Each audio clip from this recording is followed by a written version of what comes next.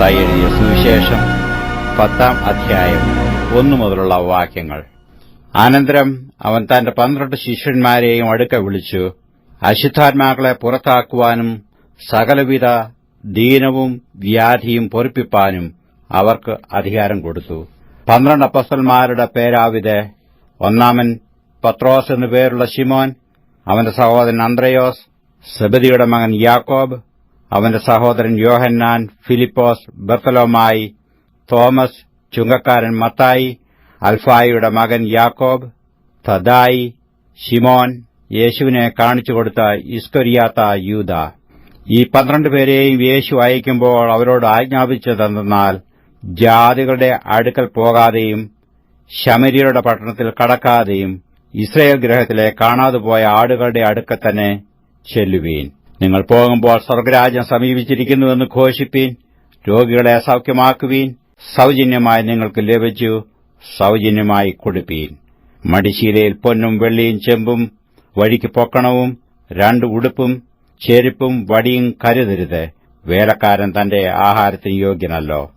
ഏത് പട്ടണത്തിലോ ഗ്രാമത്തിലോ കടക്കുമ്പോൾ അവിടെ യോഗ്യൻ ആർ എന്ന് അന്വേഷിപ്പീൻ. പുറപ്പെടുവോളം അവിടെ തന്നെ പാർപ്പീൻ. ആ വീട്ടിൽ ചെല്ലുമ്പോൾ അതിന് വന്ദനം പറവീൻ. വീടിന് യോഗ്യതയുണ്ടെങ്കിൽ നിങ്ങളുടെ സമാധാനം അതിന്മേൽ വരട്ടെ. യോഗ്യതയില്ല എന്ന് വരികിൽ സമാധാനം നിങ്ങളിലേക്ക് മടങ്ങിപ്പോരട്ടെ. ആരെങ്കിലും നിങ്ങളെ കൈക്കൊള്ളാതെയും നിങ്ങളുടെ വചനങ്ങളെ കേൾക്കാതെയും ഇരുന്നാൽ ആ വീടോ പട്ടണമോ വിട്ടുപോകുമ്പോൾ നിങ്ങളുടെ കാലിലെ പൊടി തട്ടിക്കളവീൻ.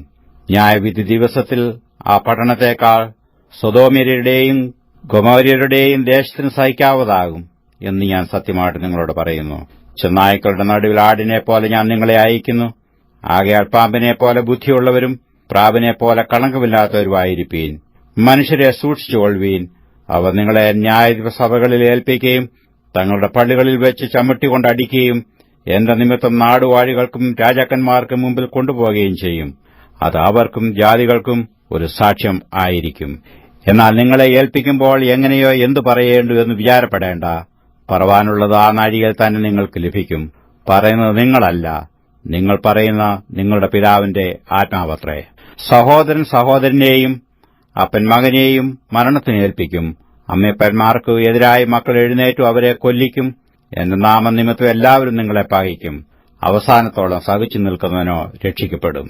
എന്നാൽ ഒരു പട്ടണത്തിൽ നിങ്ങളെ ഉപദ്രവിച്ചാൽ മറ്റൊന്നിലേക്ക് ഓടിപ്പോകുവീൻ. മനുഷ്യപുത്രൻ വരുവോളം നിങ്ങൾ ഇസ്രായേൽ പട്ടണങ്ങളെ സഞ്ചരിച്ച് തീരുകയില്ല എന്ന് ഞാൻ സത്യമായിട്ട് നിങ്ങളോട് പറയുന്നു. ശിഷ്യൻ ഗുരുവിന്മീതെയല്ല, ദാസൻ യജമാനനു മീതെയുമല്ല. ഗുരുവിനെപ്പോലെയാകുന്ന ശിഷ്യനും മതി, യജമാനെ പോലെയാകുന്ന ദാസനും മതി. അവർ വീട്ടുടയവനെ ബേൽസബൂൽ എന്ന് വിളിച്ചു എങ്കിൽ വീട്ടുകാരെ എത്രയധികം. അതുകൊണ്ട് അവരെ ഭയപ്പെടേണ്ട. മറച്ചുവെച്ചത് ഒന്നും വെളിപ്പെടാതെയും ഗൂഢമായതൊന്നും അറിയാതെയും ഇരിക്കുകയുമില്ല. ഞാൻ ഇരുട്ടത്ത് നിങ്ങളോട് പറയുന്നത് വെളിച്ചത്ത് പറവീൻ.